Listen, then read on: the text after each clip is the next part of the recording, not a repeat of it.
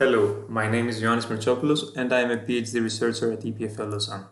The work I'm going to present is entitled Grammar-Based Generation of Bar Networks in Static Equilibrium with Bounded Bar Lengths. In other words, it's all about an alternative design workflow that allows the exploration of variant forms that are in static equilibrium. From a chronological point of view, the process itself belongs to the phase of conceptual design or the early stage of a project as demonstrated here.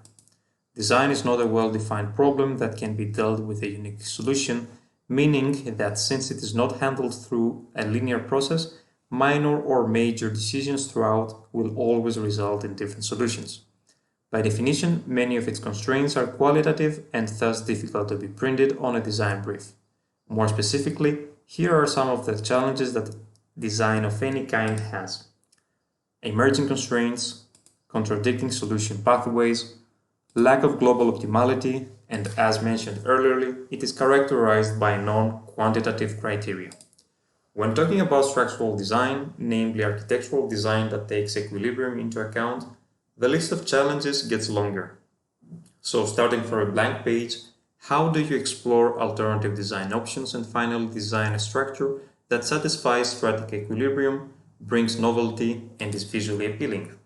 Multiple approaches have been developed for structural design exploration, including many computational tools, but briefly, some of their problems are the following.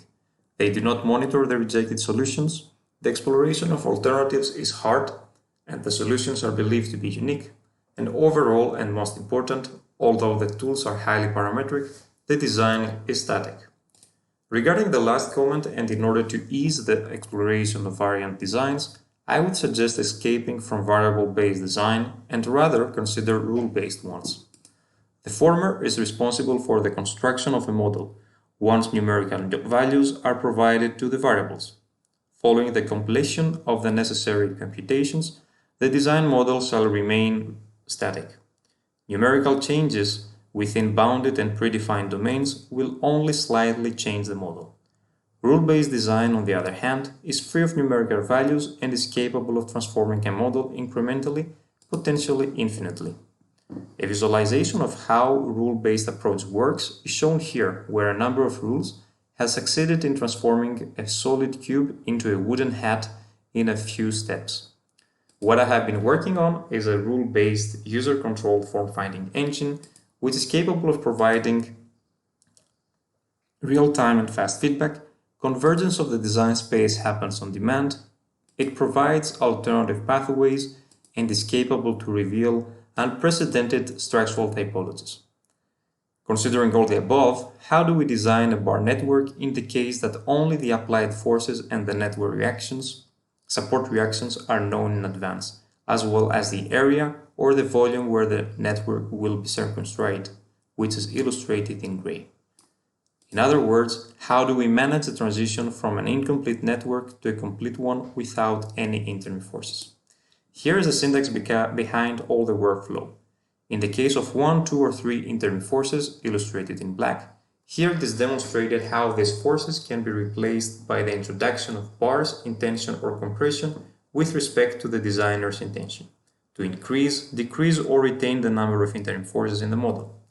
In order to ensure the node's static equilibrium, the introduction of a new node and of new interim forces is imposed. The table has already revealed the DNA of this approach. In order to operate rule-based transformations, the designer needs to choose the force candidates to apply the rule onto, as well as the desired entropy rate. The entropy rate has a great impact on the model, as it reflects on the number of interim forces in the model after the rule application. The force candidate is named after the interim forces to work with, and as such, it is self-explanatory. Overall, each model transformation is subject to 3 design decisions as inputs: the entropy rate, the interim forces to apply the rule onto defined by the ranking policy, the new node location defined by the input policy. In cases of multiple forces present in the model, their selection is defined by ranking policies which rank the force candidates as listed here. In order to retain static equilibrium throughout the process, the location of the new node cannot be random. For this reason, based on the type of the force candidate and the desired entropy rate, there is always a geometric domain where the new node can be introduced without jeopardizing loss of equilibrium, highlighted in magenta on the left subtable of the slide. At the same time, the new node location must allow connectivity to the model's existing nodes. For each case, these geometric domains are highlighted in magenta on the right subtable of the slide. Finally, the intersection of the entropy rate and the constructability domain define the geometric domain where the new node is possible to be introduced. In cases of domains larger than a single point, the location is defined through input policies as listed here. As mentioned earlier, design is not a linear process, and thus, starting from A and before reaching D, which is the final stage, many other stages and back and forth transitions shall be considered. The previous graph is visualized here through an example of a rule-based design of a bar network.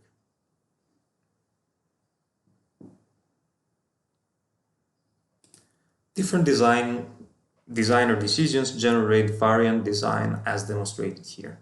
What is interesting is that no numerical value has been used for the introduction of the new nodes and bars. Instead, the complete set of inputs for two visually different networks is demonstrated here. Application cases of the developed workflow are presented here and here. The consideration of bar length bounds further constrains the geometric domains where the new node can be introduced.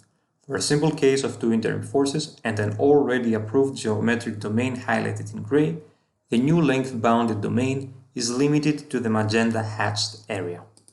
The incremental rule application, considering bounded bar lengths, is shown here. The geometric domain where the new node can be safely introduced is hatched in black. This paper demonstrates a universal grammar rule independent of structural typologies, which generate diverse and non-triangulated networks of bars. The lack of triangulation broadens the range of variant designs, which are still in static equilibrium throughout the design process, allowing for backtracking to favorable design stages. Last but not least, the length bounds and add control to the generative process without constraining the exploratory power of the approach. Thank you.